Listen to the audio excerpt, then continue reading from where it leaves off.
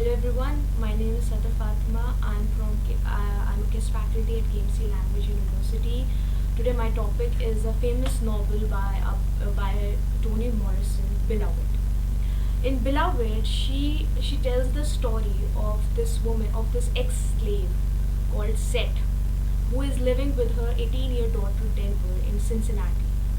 And one day, the story begins from there. And one day, the there comes a man called Paul D, who was actually a fellow worker with Seth when she used to work in this Mr. Garner's sweet home as a slave with her. And with his coming, a lot of memories a lot of flashbacks and memories start coming back to Seth. However, the what is the significance of the title? Beloved is actually ghost, the embodiment of the ghost of the memories.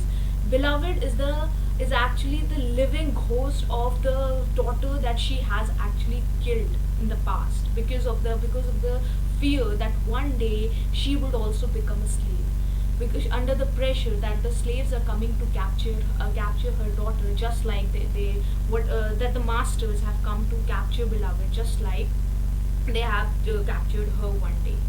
Beloved is adapted. Toni Morrison's uses magic realism as an alternative form of narration. She uses this in order to defy the white narrative of the slavery. She brings back the traumatic. The most of the whole of the story is narrated in flashbacks. The story operates in two temporal planes, in the present and in the past, and many of the things are repeated from different perspectives of various characters. this this is to show that how we have to remember the traumatic past in order to heal in the present.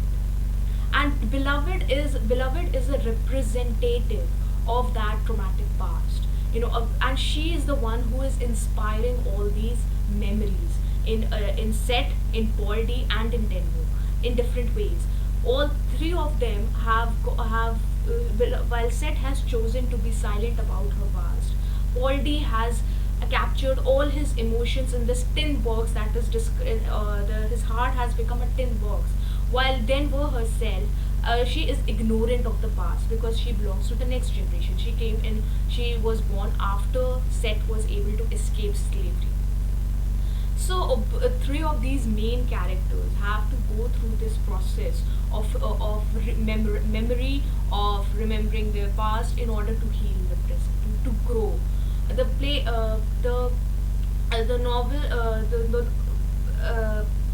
this Toni Morrison has adapted has used three important African myths to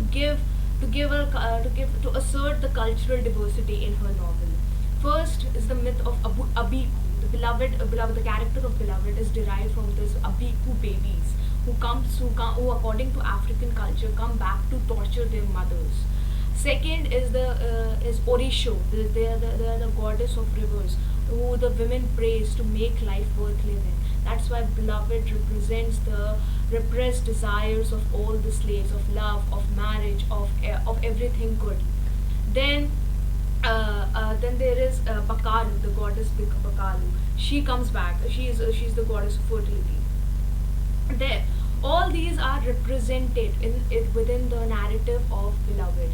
She represents the all those dead slaves, all the memories of the slaves who have lost their lives, who were exploited, who were abused by the white slavery. And she just does this in the 20th century. Why is she writing this in the 20th century? Because she wants to change the narrative. The narrative of the slavery that we have is belongs to the white people, belongs to the slave owners.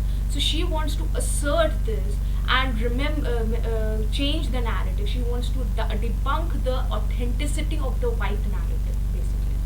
That's why, in the end, when Paul D declares to Seth that your best thing, is the kind of confidence that Toni Morrison wanted to inspire in the black people all around America, especially.